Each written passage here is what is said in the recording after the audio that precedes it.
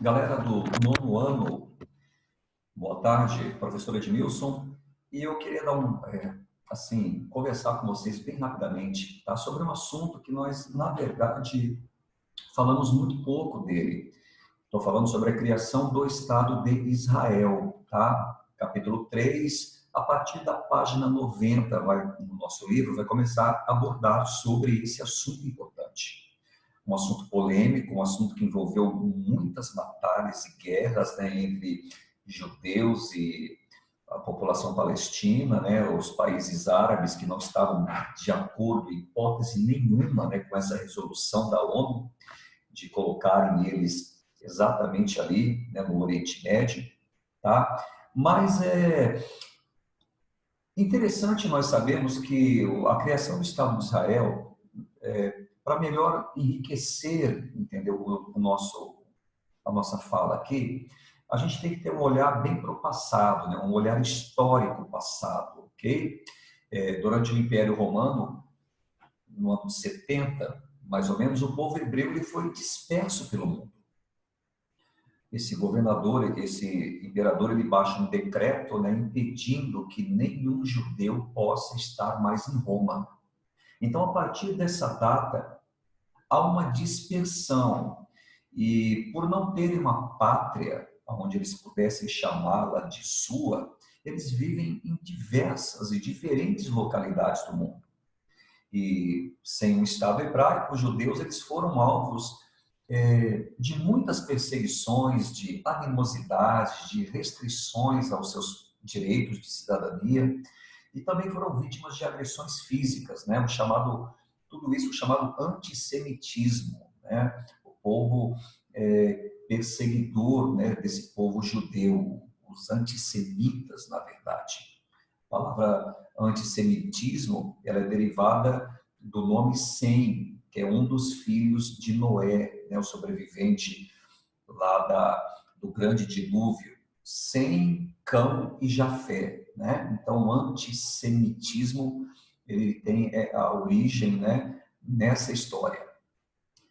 Em fins do século XIX, como uma reação a esse antissemitismo, um jornalista chamado Theodor, ele defende a criação do Estado judeu na Palestina, com a imigração dos judeus que se encontravam dispersos por todo o mundo. E nascia, nesse momento, né, um movimento sionista, né, de volta a Sião, né, em referência a Sião, né, nos arredores de Jerusalém. E há uma crescente organização, né, de comunidades agrárias e coletivas e que gera conflitos, né, com a população palestina que se encontrava também nessa região. Durante a Primeira Guerra Mundial, o governo inglês, em troca do auxílio financeiro dos judeus, ele compromete-se a criar um lar nacional para os judeus dentro da Palestina, conforme comprovado pela uma declaração, né, um documento, uma declaração chamada de Balfour.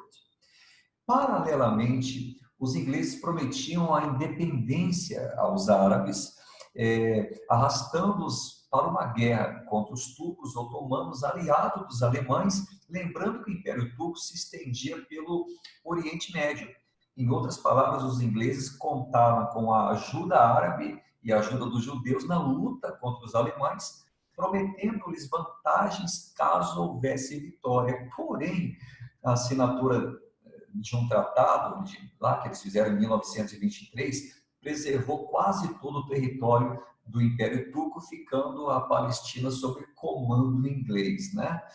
É interessante que nesse período de entre guerras, entre a Primeira e a Segunda Guerra Mundial, houve um crescimento, né, do nacionalismo, tá? E também do antissemitismo. E isso foi muito. As pessoas realmente notaram que isso abrangeu muitos países europeus, tá? Principalmente quando o nazismo ele começa então a crescer na Alemanha, né? Desencadeando uma onda de ódio, de perseguição aos judeus que se estendeu por vários países do mundo. E essa crescente emigração judia para a Palestina foi assegurada pela organização, né? Alguns países concordavam com isso, afinal de contas, havia uma crescente onda antissemita espalhada nesse contexto histórico. Havia já uma necessidade muito grande de criar um Estado judaico, né? Os campos de concentração que falam disso, né? E há uma propaganda, uma intensificação, justamente com a divulgação do Holocausto, né? Da Segunda Guerra Mundial, crimes cometidos pelos nazistas, né? Contra os judeus, e aplicando na cabeça deles uma solução final, né? Esse extermínio sistemático, utilizando até câmeras de gases, né? Em campos de concentração.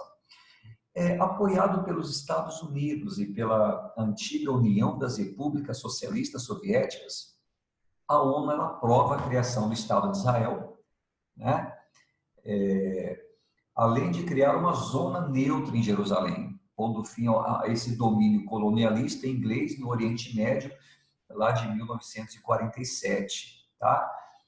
A decisão da ONU de criar um Estado palestino e um judeu, né, para o povo de Israel, em terras palestinas, ele foi bastante polêmico. Dos 33 membros votantes, 18 votaram a favor, inclusive o Brasil, e se não me engano, 29 de novembro de 1947 foi aprovada a criação de Israel. Interessante que tinha até um brasileiro na jogada, o brasileiro Oswaldo Aranha, que ele preside a sessão naquela Assembleia Geral, né? E ele também é um dos protagonistas, né? A que se cria o Estado de Israel. No dia 14 de maio de 1948, as tropas inglesas retiram-se da Palestina e, no mesmo dia, cria-se realmente o Estado de Israel. Ok, gente?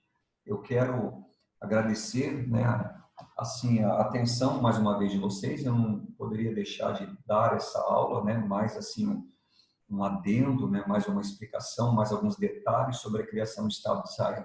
Gente, muito obrigado, tá? Até mais.